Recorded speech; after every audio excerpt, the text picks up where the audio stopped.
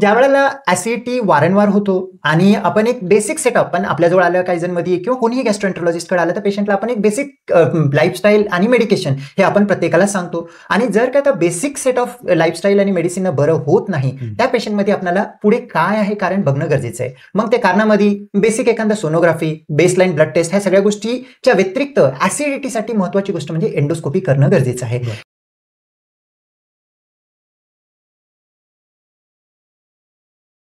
श्रोतेहो, तुमचं आमच्या Kaizen gastro केअरच्या गट फिट क्लबमध्ये पुन्हा स्वागत आहे.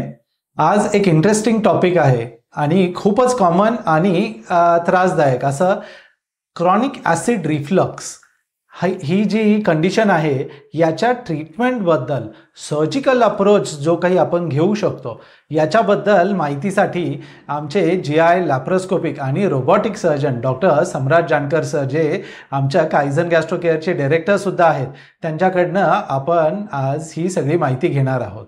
तर आपण ह्या एपिसोड सुरुवात करूयात. श्रोतेहो नमस्ते. आज आपण आपल्या गटफ्लिट क्लबमध्ये पुन्हा तुमचं सर्वांचं स्वागत आहे. आज जरा रोल रिव्हर्सल ऑकेजनली होतं, त्याच्यातलाच आज एक भाग आहे. आपले कायमचे इंटरव्ह्युअर डॉक्टर सम्राट जानकर सर, आमचे GI आणि लॅप्रोस्कोपिक सर्जन, रोबोटिक सर्जन, आज इंटरव्ह्यू घेण्यापेक्षा इंटरव्ह्यू देण्यासाठी माझ्यासमोर बसले. सर तुमचं नमस्कार. तुमचं स्वागत आहे. मी डॉक्टर विक्रांत काळे, मेडिकल गॅस्ट्रोएंटरोलॉजिस्ट. आज आपण एक अत्यंत महत्त्वाच्या टॉपिकबद्दल बोलणार आहोत sir. Okay. Acid reflux. Acidity सगळ्यात कॉमन. ॲसिड रिफ्लक्स त्याचा one of the commonest symptom आणि अत्यंत त्रासदायक. Yes sir. खूप चांगल्या प्रकारे कंट्रोल करता येतं, पण एक सर्टन पोर्शन ऑफ पेशंट्समध्ये, काही लोकांमध्ये हा त्रास खूपच कटकटीचा होतो आणि पुढे जाऊन अगदी सर्जरीचीही गरज पडू शकते. त्याला आपण अँटी रिफ्लक्स सर्जरी म्हणतो. याच्याबद्दल आज आम्हाला तुमच्याकडनं जाणून घ्यायचं आहे. Definitely sir. ऍसिडिटी म्हणजे गर्ड म्हणतो, ऍसिड रिफ्लक्स म्हणतो. ऍसिडिटी हा पोटामध्ये जो गॅस्ट्रोएंटरोलॉजिस्ट किंवा कोणाकडे जाताना सगळ्यात एक कॉमन लक्षण, सगळ्यात म्हणजे आपल्याला आढळून येणारा सगळ्यात त्रासदायक गोष्ट म्हणजे ऍसिडिटी. ऍसिडिटी हे भरपूर लोकांना होतो आणि बरेच लोकांना त्याच्या त्रासासाठी डॉक्टरांना भेटावं लागतो, वारंवार गोळ्या घ्यावं लागतं आणि लाईफस्टाईल चेंजेस करण्यासाठीच आपण प्रत्येक पेशंटला सांगत असतो. काही पोर्शन जर का आपण 100 ऍसिडिटीचे पेशंट आपल्याजवळ येऊन दाखवणारे बघितले, त्यापैकी 90% तर पेशंट लाईफस्टाईल आणि डाएटनंच मॅक्सिमम कव्हर होतात चांगलं केलं तर. उरलेले 9% पेशंटसाठी आपल्याला गोळ्या औषध थोडेसे दिवस देऊन त्यांना कंट्रोल करून बाकीचे सिम्पटम मॅनेज करून ट्रीटमेंट करणे. 1% पेशंटच असा आहे, तो खूप सिलेक्टिव्ह ग्रुप आहे. त्याच्यामध्ये अँटी रिफ्लक्स सर्जरी म्हणजे ऍसिडिटीचे होणारे त्रास कमी करण्यासाठी किंवा ऍसिडिटीनं होणारे त्यांचे कॉम्प्लिकेशन टाळण्यासाठी केल्या जाणारी सर्जरी लागण्याची शक्यता राहते. बरोबर. सो हे तुम्ही छान समराईज केलंय. तर आता हा जो ॲसिड रिफ्लक्स आहे यालाच आपण श्रोते गड या GERD अशा ह्या निमॉनिकने, एक छोट्या ॲक्रोनिमने ओळखतो. तर आपण तिथूनच सुरू करूया आणि एक एक गोष्टी कव्हर करूया. डेफिनेटली. सर, गड म्हणजे काय? गड म्हणजे ते वर्डिंग मध्येच आहे sir, GERD, gastro oesophageal reflux disease. म्हणजे काय सर, जठर हा एक ऍसिड सगळ्यात जास्त तयार होणारा एरिया म्हणजे जठर असतो. जठरामध्ये ऍसिड लागतं कारण तुमचं अन्न पचन करायचंय आणि अन्न पचन करण्यासाठी जो काही ऍसिड तिथं तयार होतो तो अन्नासोबत मिक्स होऊन त्याला विभाजन करण्यासाठी वगैरे वापरलं जातं. आणि जठरामध्ये ऍसिड असणे हा नॉर्मल आहे आणि जठरामध्ये ऍसिड नसेल तर बाकीचे अपचनाचे वगैरे त्रास पेशंटला होऊ शकतात. पण जर का त्या जठरामधला ऍसिड काही कारणास्तव जास्त सिक्रेट होत असेल, जसं की खाण्यापिण्यामध्ये मसालेदार आहे, लेट नाईट खाणे, लाईफस्टाईल चांगलं नाही आहे, त्या गोष्टीनं होत असेल, किंवा जो इसोफेगस आहे, इसोफेगस म्हणजे फूड पाईप आणि जठरामधला जो झडप आहे, वॉल आहे, तो वॉल लूज झाला तर इकडं ऍसिड कमी असलं तरी वरती येतो, वरती येऊन आपल्याला तो ऍसिड आहे आणि जळजळ छातीमध्ये होतो हे जाणवतं. त्याला आपण गॅस्ट्रो इसोफेजियल रिफ्लक्स डिसीज म्हणजे जठरामधला ऍसिड फूड पाईपमध्ये येऊन जळजळ होणं, ह्या आजाराला आपण गड किंवा ऍसिडिटी असं म्हणतो. अगदी बरोबर. सो खूप छानपैकी आहे. सो याच्यामध्ये बेसिकली तुम्ही म्हणताय जे काही ऍसिड जास्त होत आहे हायपर ऍसिडिटी, पण नुसतंच होणे नाही तर ते ऍसिड वर आलं, अन्ननलिकेत त्रास देतं, त्याला आपण गर्ड म्हणतो. तर हे जे अन्ननलिकेचं खालची जी झडप आहे यालाच आपण लोअर एसोफेजियल स्फिंक्टर. त्याच्यातही दोन प्रकार आहेत ना, एक लॅक्स म्हणजे लूज लोअर एसोफेजियल स्फिंक्टर, आणि दुसरं ते उघडे राहण्याचं मुख्य कारण एक हायटस हर्निया. यांच्यामध्ये काय फरक आहे दोघांमध्ये? नॉर्मली आपणाला एक जो काही झडप आहे, वॉल आहे फूड पाईप आणि जठरामधला, हा नॉर्मल वॉलचा वन वे वॉल म्हणतो सर. म्हणजे तो काय असतो की रुटीन मध्ये तो वॉल असतो, पण तो वॉल बंदच राहतं. बंद राहिल्यामुळे खाली जो काही आपला जठर म्हणजे एक मिक्सर ग्राइंडर आहे. मिक्सर ग्राइंडर मध्ये जर का आपण ढक्कन बंद न करता ग्राइंडर चालू केलं, आपण इमॅजिनच नाही करू शकत, सगळीकडे सगळं उडतं.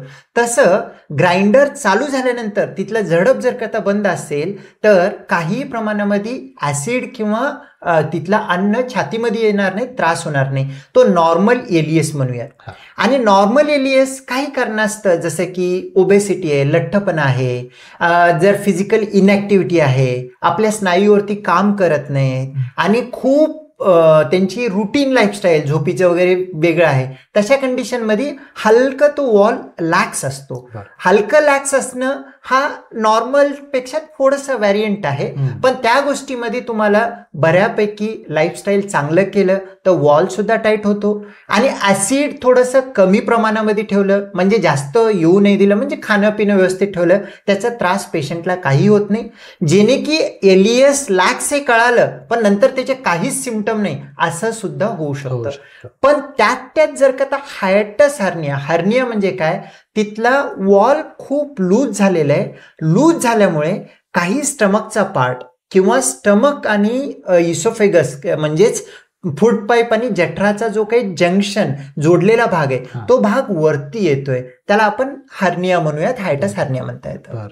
म्हणजेच लॅक्स एलियस अगदी अर्ली स्टेजचं, अगदी मेडिकली लाईफस्टाईलने चेंजेसने मॅनेज होणारी गोष्ट आहे. पण हायटस हर्निया थोडं त्याचा पुढचा प्रकार झाला, जिथे तो गॅप जास्त झालेला असतो आणि जठर वर येतात. Yes sir, very good. Sir आता जर हे ऍसिड रिफ्लक्स ट्रीट केलंच नाही, सारखा त्रास होतोच आहे, ट्रीटमेंट करूनही सेटल होत नाहीये, तर मग त्याचे काय प्रॉब्लेम होऊ शकतात? ऍसिडिटी हा आपण एक लक्षण घेतो की मला रोज ऍसिडिटी होते आणि मी गोळ्या घेत नाही, डॉक्टरांना दाखवत नाही, तसंच मी काहीतरी करून मॅनेज करतो. हा लक्षणाचा आपण ट्रीटमेंट करतोय किंवा लक्षणाला दाबण्याचं करतोय ट्रीटमेंट. काही जण म्हणतात की मी थोडंसं थंड दूध घेतो, बरं वाटते, हे सगळे लक्षणं ट्रीटमेंट झालं. पण वारंवार ऍसिड जर का वरती येत असेल, सर आपल्या हाताचा हा भाग आणि हा भाग जर का दोन्ही भाग बघितलं, हा रफ आहे. तसंच जर का त्या पायाचा खालचा भाग बघितला, तो रफ आहे. तो भाग कितीही जर का टोचलं केलं तरी त्याला काही होत नाही. तसंच इकडच्या भागाला आपण तसं वागू शकत नाही, कारण टोचलं जाते, नाजूक असतो, कारण प्रत्येक भागाला देवाने त्या पद्धतीचं कव्हरिंग दिलेलं आहे. तसंच जर का आपण बघत असेल तर जठरामधला जो काही कव्हरिंग आहे, आतमधला जो कव्हरिंग म्हणतो म्युकोजा किंवा सब म्युकोजा, हा खूप थिक असतो, आणि त्याचा जो काही आहे ऍसिडचा जठरावरती मार होऊ नये म्हणून देवाने तसं तिथं थिक किंवा जाड असलेलं लाइनिंग तयार करून दिलेलं आहे. पण तोच जर का आता फूड पाईप बघितला तर फूड पाईप मध्ये देवानी त्याची इनर लाइनिंग म्हणजे आतमधली जो काही बाजू आहे, त्वचा आहे, तो खूप नाजूक आहे. आणि त्या नाजूक जर का त्या जागी वारंवार ऍसिडचा रिफ्लेक्स झाला, वारंवार ऍसिड येऊन लागत राहिला, तर ती जागेच्या ठिकाणी इसोफेजायटिस म्हणजे अल्सर होऊ शकतो. इसोफेजायटिसचा पुढचा जो काही भाग आहे तो बॅरेट्स, अल्सरच्या कॅन्सरच्या अगोदरचा प्री कॅन्सरस स्टेज होऊ शकतो. ते जागा पूर्ण स्ट्रिक्चर होऊ शकतो, बारीक होऊ शकतो, म्हणजे घास गिळण्यासाठी त्रास होऊ शकतो. आणि खूप दिवस दुर्लक्ष केलं आणि आपली लाईफस्टाईल सुधारली नाही, ट्रीटमेंट प्रॉपर घेतली नाही, गोळ्या औषध पण घेतलं तर बऱ्यापैकी ह्या गोष्टी मॅनेज होऊ शकतात, ते पण केलं नाही, तर त्याचं एक कॅन्सर होणं हे लॉंग टर्म मध्ये खूप क्वचित होतं, पण लॉंग टर्म मध्ये कॅन्सर हा एक रिस्क राहू शकतो. हा झाले फूड पाईप वरती होणारे प्रॉब्लेम. फूड पाईपच्या व्यतिरिक्त आपली फूड पाईप आणि श्वसननळिका हे दोन्ही एकूण जोडलेले आहेत आपल्या घशाच्या तिथं. त्यामुळे रात्री झोपल्यानंतर ऍसिड वारंवार वरती येऊन पूर्ण हा थोट घसा खवखव करणं, वारंवार ENT डॉक्टरांना खोकला जात नाही म्हणून दाखवण्याची गरज पडणं, ड्राय कफ होणं किंवा दातांची स्टेनिंग होणं आणि वर्स्ट सिनारिओमध्ये काही काही पेशंटला रिफ्लक्स होऊन एक अटिपिकल अस्थमा म्हणजे श्वासोच्छवासाचे प्रॉब्लेम सुद्धा येऊ शकतात. बरोबर बरोबर. ओके, सो सर हे झालं गटच्या लक्षणांबद्दल. सर याची ट्रीटमेंट सर्जरी तर काही पहिलं स्टेप नाही? 100% नाही सर. तर याचं जी ट्रीटमेंट आहे इनिशियल स्टेजेसला काय करू शकतो? जर करता कधीतरी एखाद्या दिवशी खूप खाण्यामध्ये गडबड झालेली आहे किंवा काहीतरी प्रॉब्लेममुळे जर करता ऍसिडिटी झालेली आहे, घाबरण्याची गरज नाही. घरामधल्या सोप्या सोप्या गोष्टींना आपण ऍसिडिटी कमी करू शकतो. थोडासा खाण्यामधला मसाला टाळून किंवा पाण्याचं प्रमाण चांगलं ठेवून, जास्त पोट भरून न जेवता थोडंसं पार्टली थोडं 80% पर्यंत आपण पोट भरलं की थांबणं, ह्या पद्धतीनं करून झोपण्याचे टायमिंग चांगले करून आपण टाळू शकतो. पण वारंवार ऍसिडिटी होत असेल तर एखादा एक्सपर्ट गॅस्ट्रोएंटरोलॉजिस्टला दाखवून, म्हणजे जे की पोट विकार तज्ज्ञ असतात त्यांना दाखवून त्याची काय कारणं आहेत हे बघणं गरजेचं आहे. मग तशा कंडिशनमध्ये आपल्याला काही गोळ्या औषध घेऊन चांगलं करता येतं. गोळ्या औषध बेसिकली काय असतो, ऍसिड बंद करणारे काही गोळ्या आणि आतमधला होणारा जो विजा आहे त्यामुळे त्रास होणारा वेदना जो आहे त्याला कमी करण्यासाठी काही औषधं, ह्या दोन गोष्टी घेऊन बऱ्यापैकी गोष्टी मॅनेज करता येतात. आणि शक्यतो लाईफस्टाईल आणि मेडिसिनवरतीच मॅक्सिमम पेशंट बरे होतात आणि सर्जरीकडे येणारा प्रमाण रेअरली असतो आणि आपण सुद्धा ते अपेक्षा करत नाही सर्जिकल पेशंट राहावं म्हणायचं. बरं बरं. पण एखादा पेशंट जर त्याने लाईफस्टाईल चेंज केली, मेडिसिन्स घेतले, तरीही जर परत परत त्रास होतोच, तर मग त्याला एक इन्व्हेस्टिगेशनचं एक जे काही आपलं अल्गोरिदम आहे किंवा काय तपासण्या केल्या जातात? ज्या वेळेला ऍसिडिटी वारंवार होतो आणि आपण एक बेसिक सेटअप, पण आपल्याजवळ आलं काही जण मध्ये किंवा कोणीही गॅस्ट्रोएंटरोलॉजिस्टकडे आलं तर पेशंटला आपण एक बेसिक लाईफस्टाईल आणि मेडिकेशन हे आपण प्रत्येकाला सांगतो. आणि जर का आता बेसिक सेट ऑफ लाईफस्टाईल आणि मेडिसिननं बरं होत नाही, त्या पेशंटमध्ये आपल्याला पुढे काय आहे कारण बघणं गरजेचं आहे. मग त्या कारणामध्ये बेसिक एखादा सोनोग्राफी, बेसलाईन ब्लड टेस्ट, ह्या सगळ्या गोष्टीच्या व्यतिरिक्त ऍसिडिटीसाठी महत्वाची गोष्ट म्हणजे एंडोस्कोपी करणं गरजेचं आहे. एंडोस्कोपी एक जो काही नळी आहे त्याच्यामध्ये लाईट आणि कॅमेरा, आता ह्याबद्दल एंडोस्कोपी काय तुम्ही चांगलं सांगू शकता काय केलंच आहे तर ते आपण आतमध्ये आपण बघून घेतो काही एच पायलोरी आहे का, अल्सर आहे का, बॅरेट आहे का. आणि ऍसिडिटी मला 1 महिन्यापासून होते ह्यापेक्षा ऍसिडमुळे आपल्या शरीरावरती काय परिणाम झालेले आहे हे बघण्यासाठी एंडोस्कोपी. आणि एंडोस्कोपी सगळ्यात कोर स्टोन आहे GRD मध्ये. त्या गोष्टींवरतीच बरेच काही गोष्टी म्हणजे पुढचा ट्रीटमेंट, लॉंग टर्म आउटकम आणि फर्दर काय करायला पाहिजे ह्या सगळ्या गोष्टींना आपल्याला एक रस्ता, गायडन्स मॅप टाकण्यासाठी एंडोस्कोपी चांगल्या ठिकाणी एक्सपर्टच्या हाताने करणं खूप गरजेचं आहे. बरोबर सर. एंडोस्कोपी बरोबर आपण त्याच्यावर श्रोत्यांसाठी व्हिडिओ बनवलेला आहे, एक सेपरेट माहितीचा व्हिडिओ आहे.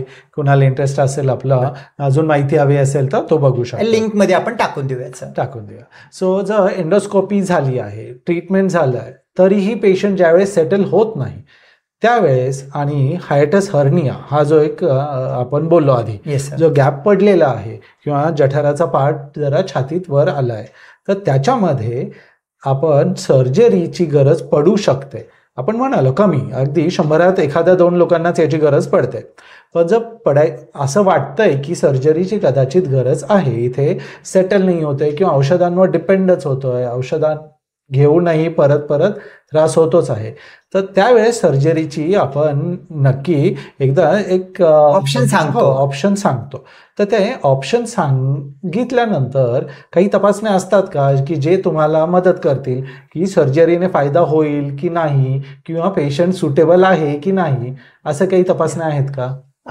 ज्या वेळेला एखादा पेशंट खूप दिवसापर्यंत म्हणजे 3 महिने, 6 महिने, वर्ष दिवस रिपीटेड ऍसिडिटी होतोय, गोळ्या औषध घेतल्यानंतर तात्पुरता कमी होतो आणि गोळ्या औषध बंद केल्यानंतर आणखीन तोच प्रॉब्लेम होतो. आणि एंडोस्कोपीवरती, आता एंडोस्कोप हा आपला मॅप आहे, एंडोस्कोपीवरती हायटस दिसतंय म्हणजे वॉल लूज दिसतोय. एक एक्सपर्ट एंडोस्कोपिस्ट केलं त्याच्यामध्ये वॉल लूज आहे आणि एंडोस्कोपीमध्ये तुम्हाला वरती विजा होत आहेत, इसोफेजायटिस आहे हे दिसतंय, ह्या सगळ्या गोष्टी असतील तर तो पेशंट एक सर्जरीसाठी ऑप्शन म्हणून आपण त्यांना देऊ शकतो.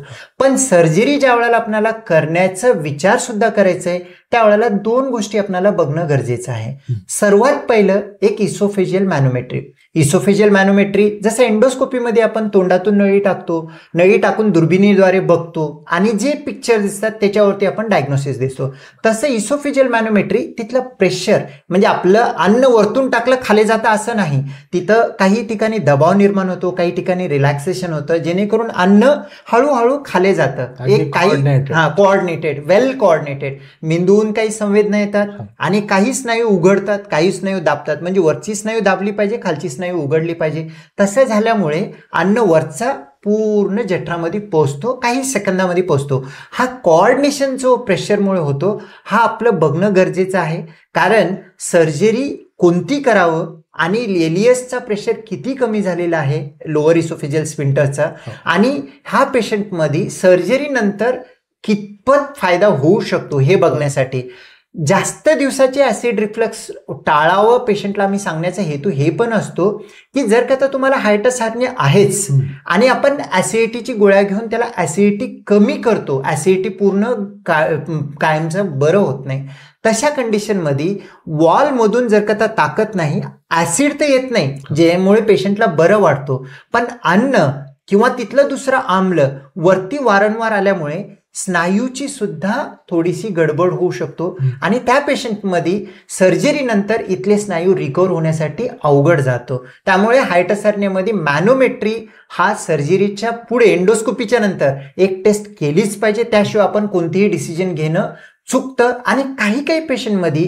अॅकिलेजिया हा मिस रिप्रेझेंट करतं. अॅकिलेजिया हा गिळण्याचा प्रॉब्लेम आहे, पण तिथं अटकलेल्या अन्नामुळे त्यांना असं वाटतं की हा ऍसिडिटी होतोय म्हणून वाटतं, आणि अर्ली अॅकिलेजिया एंडोस्कोपीवरती डायग्नोसिस होणं डिफिकल्ट जातं इव्हन इन एक्सपर्ट हँड, असं आपल्याला तो भरपूर वेळा जाणून आला. तशा कंडिशनमध्ये एक चुकीची फंडोप्लॅकेशन होऊ नये त्यासाठी मॅनोमेट्री केल्याशिवाय तर कोणताही सर्जरीचा विचार करणं चुकतं. आणि एकदा मॅनोमेट्री केलं तर काही पर्सेंट पेशंटमध्ये डॉक्युमेंटेड ऍसिड रिफ्लेक्स म्हणजे 24 घंट्यामध्ये एखाद्याच्या जठरामधला ऍसिड छातीमध्ये किती वेळा आलं, म्हणजे तो छोटी नाकामध्ये वायर, एक छोटी वायर आपल्या अन्ननळिकेमध्ये 30-35 सेंटीमीटर पर्यंत म्हणजे अन्ननळिकेमध्ये आपण ठेवून त्यांना घरी पाठवून देतो, आणि एक छोट्या मोबाईलच्या पाऊच सारखं पाऊच तो कनेक्टेड त्या वायरला असतो, जे की तुम्ही खाल्ल्यानंतर ऍसिड किती वरती आलं, झोपल्यानंतर ऍसिड किती वरती आलं, आणि तुम्हाला त्रास ज्या वेळेला ऍसिडिटी झालं खरोखरच तिथं ऍसिडिटी होतं का, आणि तुम्ही ह्या सगळ्या गोष्टींचा डॉक्युमेंटेड 24 घंट्याचा जो काही डॉक्युमेंटेशन होणार आहे, एकदा कम्प्युटरला तो आपण कनेक्ट केलं तर त्या पेशंटला खरोखरची ऍसिडिटी आहे का, त्यांचा इसोफेगस सेन्सिटिव्ह आहे. एखाद्याला खरोखरची ऍसिडिटी नसते, थोडंफार पण ऍसिड वरती आलं तरी सुद्धा इसोफेगस सेन्सिटिव्ह असल्यामुळे त्यांना त्रास होतो. तो रिफ्लक्स हायपर सेन्सिटिव्ह इसोफेगस आहे का खरोखरची ऍसिडिटी हे समजून येतं. आणि जर खरोखरची ऍसिडिटी नसेल तर त्या पेशंटला सर्जरी जर करता केलं कदाचित नंतर त्यांना तो सोल्युशनच भेटणार नाही असं देखील होऊ शकतं.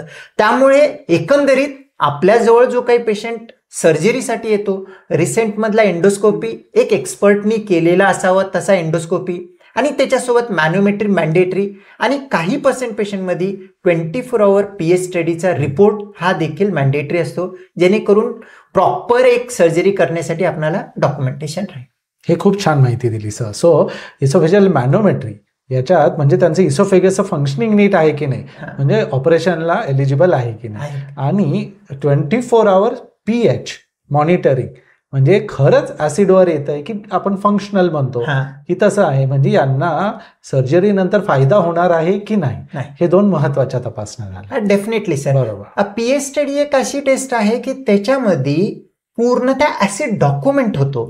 At the end of the day surgery हा सर्जरी आहे, आणि गरज नसताना जर का चुकून सर्जरी झाली तर मला आतमध्ये जाऊन वापस त्याला नॉर्मल करणं इतकं इझी नाहीये.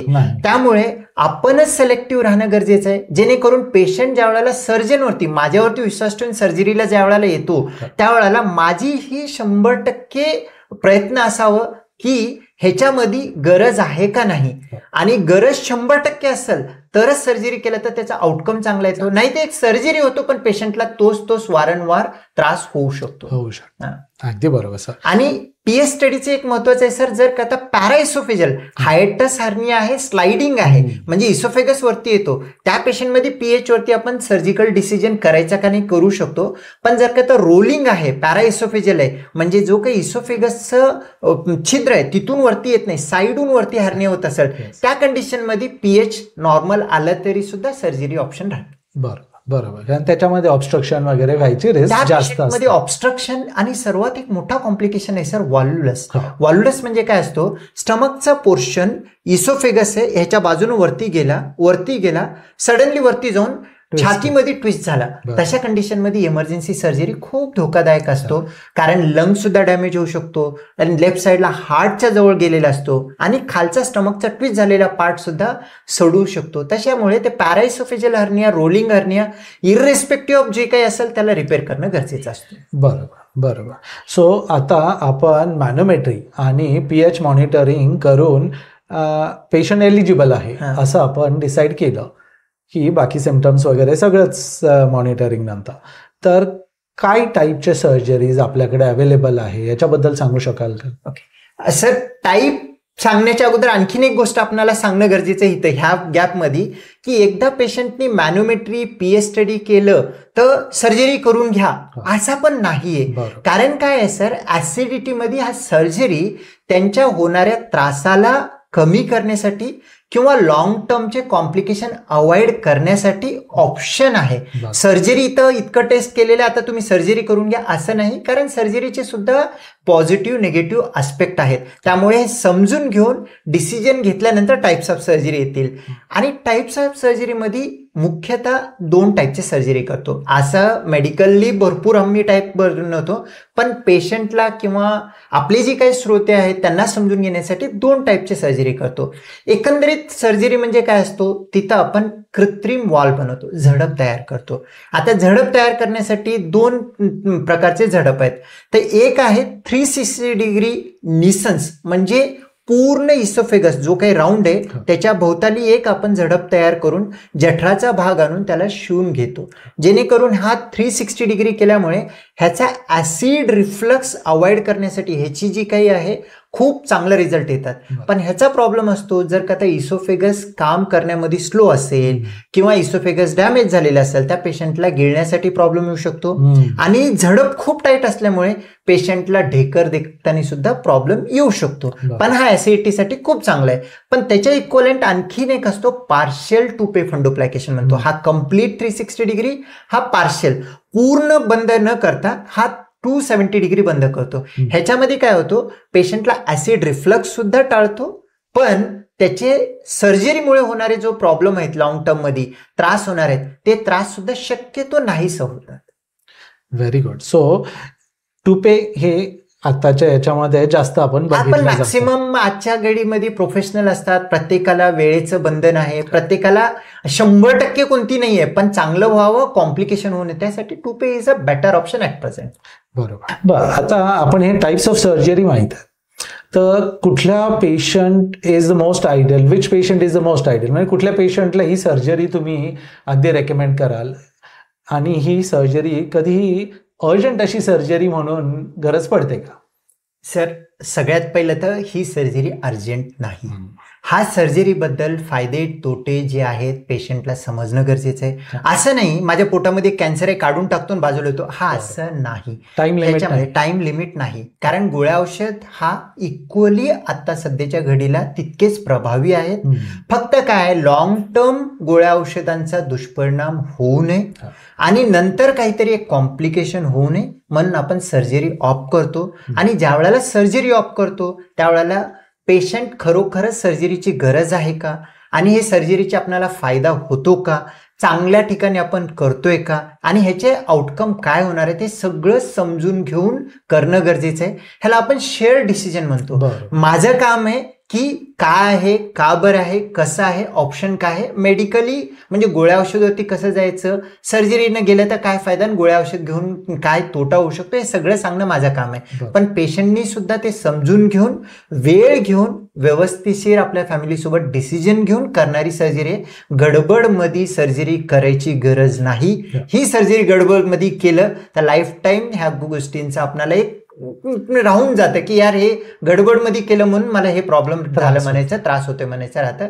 त्यामुळे व्यवस्थित विचार करून सगळे सर्जरी न करण्यासाठी काय ऑप्शन आहेत का हे सगळे विचार करून नंतरच सर्जरीला डिसिजन घ्यायला पाहिजे. सर्जरी केलं तर खूप चांगले रिझल्ट येतात. तुम्ही जो पहिला विचारलं की कोणत्या पेशंटमध्ये सर्जरीचे रिझल्ट चांगले येतात, सर मी सर्जरीसाठी चूज करण्यासाठी बेस्ट पेशंट 5 गोष्टींवरती चूज करतो. एक असा पेशंट आहे ज्याला खूप दिवसाची ऍसिडिटी आहे, कम से कम 6 महिन्यांमध्ये त्याला दररोज महिन्यामधले 20 दिवस ऍसिड रिफ्लक्सनं त्रास होतो, रात्री उठावं लागतो किंवा दिवसभर कंटिन्यू जळजळ होतो. हा पहिला क्रायटेरिया आहे. दुसरा आहे त्याला ऍसिडिटीची गोळी घेतली की मला बरं वाटतं, तो पेशंट सर्जरीनं चांगलं होण्याचे चान्सेस चांगले आहेत. तिसरा आहे ऍसिडिटी गोळी बंद केलं तर मला आणखीन त्रास 2 दिवसामध्ये चालू होतो, मी गोळी घेतल्याशिवाय राहू शकत नाही, त्याला गोळी बंद करण्यासाठी अँटी रिफ्लेक्स सर्जरी खूप चांगली आहे. चौथी गोष्ट आहे चांगला कुठंतरी हायटस आहे म्हणजे वॉल लूज आहे, म्हणजे तिथं कारण आहे ऍसिडिटी होण्यासाठी आणि त्या ठिकाणी ऍसिडिटीमुळे त्यांची विजा होत आहेत इसोफेगसवरती, रिफ्लक्स होत आहेत, डॅमेज होत आहे. कोणत्याही ऍसिडिटीचा पहिला पेशंटाला अँटी रिफ्लक्स सर्जरी करा हा नाही. लॉंग टर्मची ऍसिडिटीमुळे इसोफेगसमध्ये डॅमेज दिसून एंडोस्कोपीमध्ये येतोय, बॅरेट आहे किंवा इसोफेजायटिस आहे, तो पेशंट खूप चांगला बेनिफिट होतो. 5वी गोष्ट आहे त्याला रात्री झोपल्यानंतर रिफ्लक्समुळे रिकरंट खोकला येतो, खोकल्याचे औषध घेतलं तर बरं होत नाही पण ऍसिडिटीची गोळी घेतलं तर बरं होते, किंवा asthma kind of thing puff वगैरे घेण्याची गरज पडते, किंवा रात्री त्यांना फ्लॅट झोपूच शकत नाही, डोकं वरती करून झोपावं लागतं. हे 5 पेशंट जे आहेत हे सगळ्यात चांगले अँटी रिफ्लक्स सर्जरीच्या नंतर रिझल्ट येणार आहेत. मी खुशीने ह्यांना मी सर्जरी करतो. पण सर्जरी करण्याच्या अगोदर माझ्यासाठी इसोफेजियल मॅनोमेट्री नॉर्मल असेल तर खूप चांगलं राहतो, वीक इसोफेगस असेल तर मला सर्जरीमध्ये काही मॉडिफिकेशन करण्याची गरज पडते, आणि पीएच वरती जर डॉक्युमेंटेड असेल हा ऍसिड रिफ्लक्स आहे सिग्निफिकंट, तो पेशंट तर एकदम चांगला रिझल्ट घेऊन येईल, त्यांना छान चांगला रिझल्ट. बरोबर.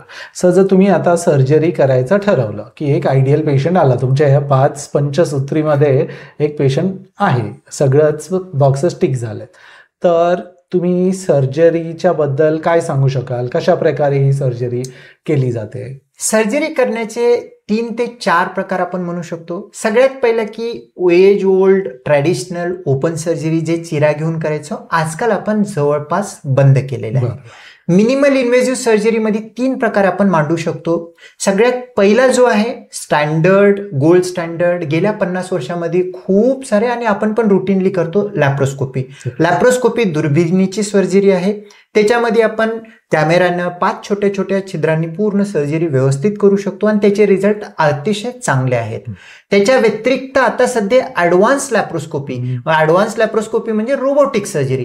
रोबोटिक सर्जरी आल्यामुळे तर आमचं ॲज अ सर्जन जीवन खूप सुखरूप आणि शांतीचं सेफ झालेलं आहे. कारण आणि पेशंटचे रिझल्टच आउटकम त्याच्यामध्ये खूप आपल्याला भेटत आहेत. कारण काय होतो, तुम्ही जो बघतोय एक ग्लास आहे आणि ग्लासनं आपण बघतोय 3 टाइम मॅग्निफाईड, 4 टाइम मॅग्निफाईड आहे, आणि रोबोटिकमध्ये सडनली ते 15-20 टाइम मॅग्निफाईड व्ह्यू दिसतो. असं वाटतं की आतमध्ये बसून आपण प्रत्येक गोष्ट एक बाजूला करून करतोय. सेफ्टी, इफिकसी वाढला, त्यामुळे पेशंट रिकव्हरी चांगली झाली, आणि प्रत्येक गोष्ट सुचर घेताना तिथं नाजूक जागा आहे त्या ठिकाणी आपल्याला रोबोटिकमुळे आणखीन त्याचा खूप बेनिफिट पेशंटला ट्रान्सफर होतो. कारण surgeon precision is equal to patient outcome. जितकी मी चांगली आणि ॲक्युरेट सर्जरी करेल तितकंच पेशंटचं जास्तीत जास्त चांगलं ॲक्युरेट रिझल्ट येतो. आणि आणखीन एक 4थी प्रकारची सर्जरी फंडोप्लायकेशन किंवा हे आता सध्या प्रचलित येत आहे, एंडोस्कोपिक आहे. एंडोस्कोपिक एक्सपर्ट सेंटरमध्ये करत आहेत, त्याचे रिझल्ट शॉर्ट टर्म बोलल्या जातात चांगले आहेत, पण तो आणखीन ॲट प्रेझेंट आजच्या घडीला एक्सपेरिमेंटल स्टेजमध्ये आहे. पण रोबोटिक लॅप्रोस्कोपी हे 2 प्रिडॉमिनंट आहे. लॅप्रोस्कोपी गोल्ड स्टँडर्ड आहे आणि रोबोटिक त्याचा पुढचा ॲडव्हान्स आहे. जर जमत असेल तर robotic is at present best म्हणता येईल सर. बेस्ट आहे. सो आपल्या लॅप्रोस्कोपीचेही तुमचे रिझल्ट खूपच चांगले होते सर, पण आता रोबोटिकने आपल्या पेशंटसाठी अजूनच एक नवीन दुनिया उघडली आहे की पेशंट आउटकम्सही चांगले आहेत आणि सर्जरी आउटकम्स पण चांगले आहेत. अगदी त्यांचं रिकव्हरी वगैरे छान होते. तर रिकव्हरीबद्दलच बोलायचं झालं तर सर्जरी नंतर काय एक्सपेक्ट केलं पाहिजे आमच्या पेशंट्सने? कोणतीही सर्जरी म्हटल्यानंतर आपल्याला वेळ द्यायला पाहिजे. सर्जरी अशी नसते मी गेलं आणि एखाद्या मशिनीचं काही नट किंवा काहीतरी तुटलेले फिक्स केलं मी आलो आणि दुसऱ्या दिवशी गाडी घेऊन गेलो, असं करणं चुकतं. कारण आपणाला एक सर्जरी केल्यानंतर जी काही देवानी दिलेली आतमधली जठराची व्यवस्था होती त्याच्यामध्ये मी जाऊन जठराला थोडंसं पूर्ण वॉल करणार आहे, तिथला वॉल लूज झालेल्याला टाईट करणार आहे. ह्याच्यासोबत पेशंटला पुढचे पूर्ण जिंदगी काढायची, पूर्ण आयुष्य त्याच्यासोबत जगायचं आहे. त्यामुळे ज्या वेळेला आपण सर्जरी करतो त्यावेळेला मिनिमम एक 8-10 दिवसाची वेळ घेऊन करायला पाहिजे. आणि सर्जरी रिकव्हरी फास्टच असते. जसं की सकाळी ॲडमिट झालं, दुपारपर्यंत सर्जरी झाली, दुसऱ्या 3 दिवसात डिस्चार्ज होतो, दुसऱ्या दिवशी पेशंटला पाणी वगैरे चालू करतो, 3-4 दिवशी लिक्विड डाएटवरती पाठवून देता येतं. आठवड्या ते 10 दिवसामध्ये लिक्विड डाएटहून पूर्ण नॉर्मल डाएटला घेऊन येता येतं. पण पेशंटला मी सांगतो की तुमची पुढची जी काही इसोफेगसचं रिकन्स्ट्रक्शन किंवा तिथं फंडोप्लॅकेशन जे काही केलेलं आहे त्याला चांगलं घेऊन जाण्यासाठी माइंडफुल इटिंगची हॅबिट डेव्हलप करायला पाहिजे. माइंडफुल इटिंग म्हणजे काय सर? डोक्यामधून ज्या वेळेला आपण अन्न तोंडात घेतो आणि एक फोकस्ड वेनं खाण्याकडे लक्ष देऊन खाणं, हा जो काही प्रकार आहे तो तसं केलेला असेल तर मेंदूहून आलेले संवेदना इसोफेगसला चांगलं रिलॅक्स करतात आणि अन्न प्रॉपर जातं. बोलता बोलता अन्न खाल्लं तर ठसका लागतो, आपण बघतो. हे होतं का बरं? माइंडफुल इटिंग नसल्यामुळे होतो. त्यामुळे मी पेशंटला सांगतो की पुढची जी काही तुमची लाईफ आहे त्या लाईफमध्ये तुम्हाला जे काही केलेलं आहे ह्याच्यासोबत चांगलं जर जायचं असेल, खाताना दुसरं कोणतंही काम नाही करायचं आणि अन्न चावून वेळ देऊन आणि गरज पोटाला जितकं आहे त्याच्यापेक्षा थोडंच कमी, तितकं नाही सर, त्याच्यापेक्षा कमी खाऊन तुमची ठेवायला पाहिजे. आणि जेवणाच्या मध्ये पाणी शक्यतो टाळून एंडला पाणी घेऊन राहायला पाहिजे. जेवणाचे टायमिंग चांगले प्रॉपर ठेवला पाहिजे. असं जर का ठेवलं तर फंडोप्लॅकेशनच्या पेशंटला फर्दर गोईंग काहीही प्रॉब्लेम येत नाही. काही पर्सेंट पेशंटमध्ये इव्हन ऍसिडिटीसाठी मी सर्जरी केलेली आहे तरी सुद्धा ऍसिडिटीसाठी 10% पेशंटमध्ये काही दिवसासाठी, काही 8 दिवस, काही एखादा 2 महिने दिवस ऍसिडिटीची थोडी प्रमाणामध्ये गोळ्या घेण्याची गरज पडते. पण ऍसिडिटीचा अँटी रिफ्लक्स सर्जरी केल्यामुळे त्यांना लॉंग टर्म होणारे प्रॉब्लेम 100% सॉल्व्ह होतात. बरोबर. आणि ते रिफ्लक्स टळल्याने त्यांचे पुढचे कॉम्प्लिकेशन्सही टळतात. त्याच्यातला मेन अँटी रिफ्लक्स सर्जरीमुळे होणारा जो काही मेन फायदा आहे, लॉंग टर्म जास्त आहे, शॉर्ट टर्म कमी आहे. शॉर्ट टर्मला पण चांगला रिझल्ट भेटतो. लॉंग टर्म मध्ये तुम्हाला वरती रिफ्लक्स होणार नाही, इसोफेजायटिस होणार नाही, बॅरेट किंवा कॅन्सरचं रूपांतर होण्याची शक्यता ऑलमोस्ट नेग्लिजिबल होतो. त्यामुळे long term benefit anti reflux सर्जरीमुळे खूप चांगले आहे.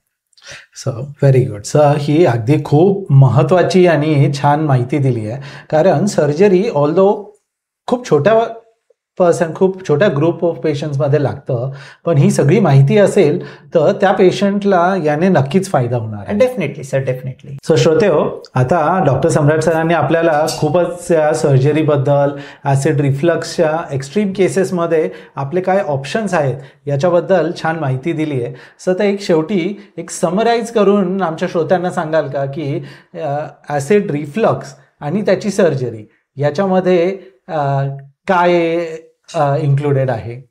सर, ॲसिडिटी हा प्रत्येकाला पोट आहे तर ॲसिडिटी राहणार आहे.